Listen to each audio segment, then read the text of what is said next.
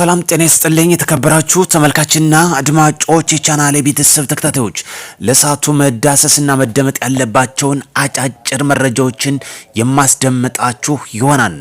በአማራ ክልል በሁሉም ቀጠናዎች ምርጫ ተካሂዶ በሰላማዊ መንገድ ተጠናቋል።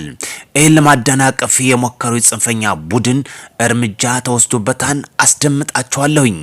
ከዚህ ጋር በተያያዘም ጽንፈኛው ቡድን መሪ ዘመነ ካሴ መግለጫ ሰጥቷል። ምርጫ እንዳይካሄድ ብዙ የጣረ ቢሆንም ሳይሳካል በመቅረቱ ሌላ መግለጫ ዞ ብቅ ብሏል። ይሄን ጉዳዮችም አስደምጣችኋለሁኝ። በፌደራል ኮማንድ የሚመራው በቴክኖሎጂ ታገዘ ቁጥጥር በአማራ ክልል በተሳካ ሁኔታ መካሄዱም ተገልጿል። ይህን ማያይዜ የማስደምጣችሁ ይሆናል። ጽንፍና ጦረኝነት ይውደም፣ ለሀገራችንና ለክልላችን ሰላም ያድርግልን።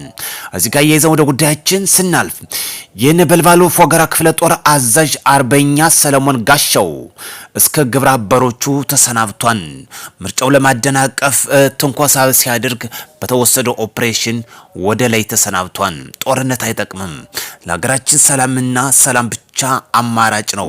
ለዚህ ደግሞ ሀገራችን የጀመረችው የዲሞክራሲያዊ ሂደት እጅግ የሚበረታታ ነው። ይህም ብንከተል አማራጭና አዋጭ ያደርገናል። በጦርነት የሚፈታ የለም። ህወሓትን በትናንትናው ዕለት ስብሰባ አድርጎ ሹመት ሰጥቷል።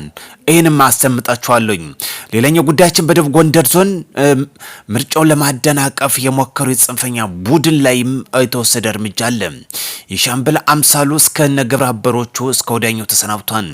የባንታ አባተ እንግዲህ ልጅ መሆኑ የተመላከተው በተለይ ተመስገኑ ባንታ ተብሎ የሚታወቀው በዚህ ጉዳይም ቁስለኛ ሆኖ እንደተሸኘ ተመላከተው።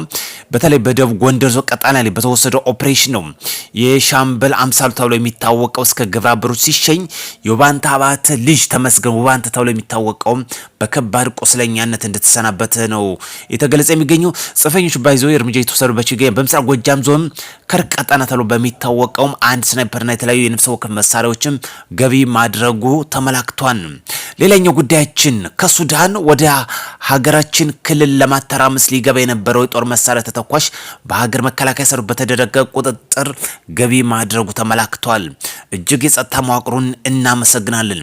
ወደ ሌላኛው መረጃችን ስናልፍ ሰባተኛው ጠቅላይ ምርጫ የጸጥታ ሁኔታ በተደራጀ መንገድ በማዕከላዊ መቆጣጠሪያ ክትትል እየተደረገለት እንደነበር ተዘግቧል።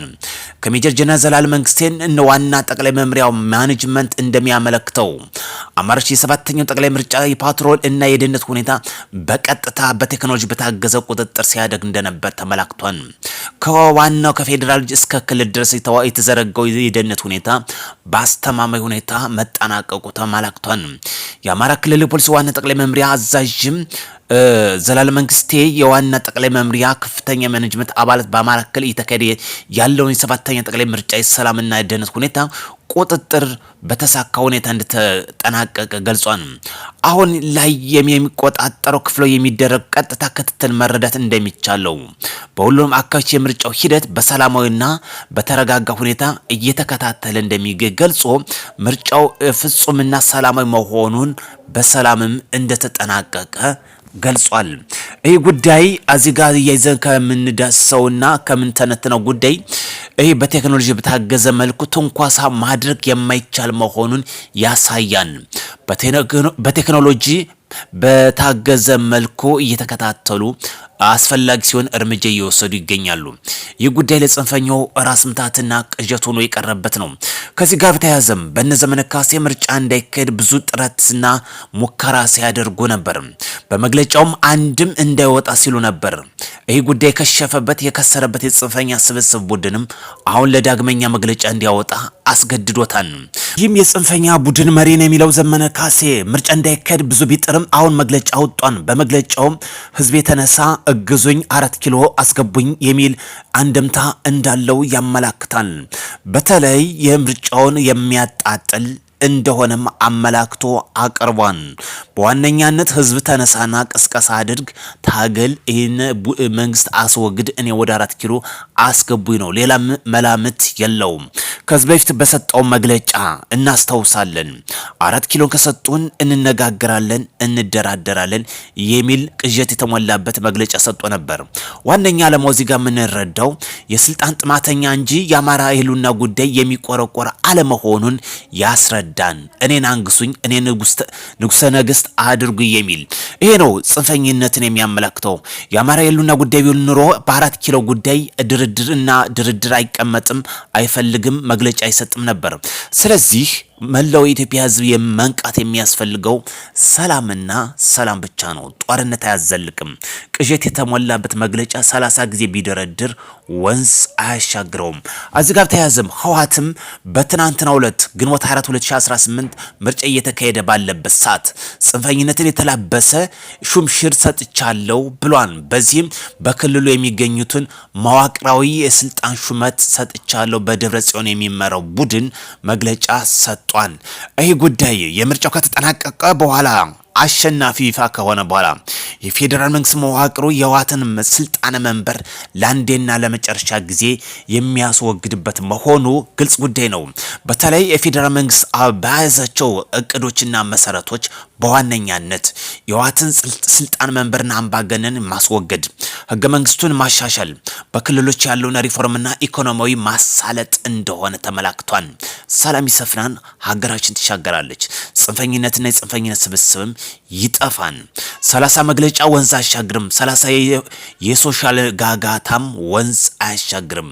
ሀገራችን የሚያስፈልጋት ሰላማዊ በንግግር በድርድር አብሮ መስራት አብሮ ማልማት ብቻ ነው። ምርጫው ለ6 ሰዓት ተራዝሞ እንደነበር ይታወሳል። ምርጫው ሂደት ከጧቱ 12 ሰዓት እስከ ምሽቱ 12 ሰዓት እንደነበር ይታወሳል።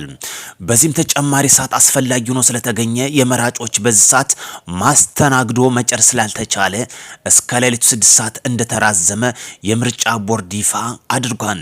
በዚህም ዜጎች ንቁ ተሳትፎ በማድረግ እስከ ሌሊቱ እየተሳተፉ ይገኛሉ።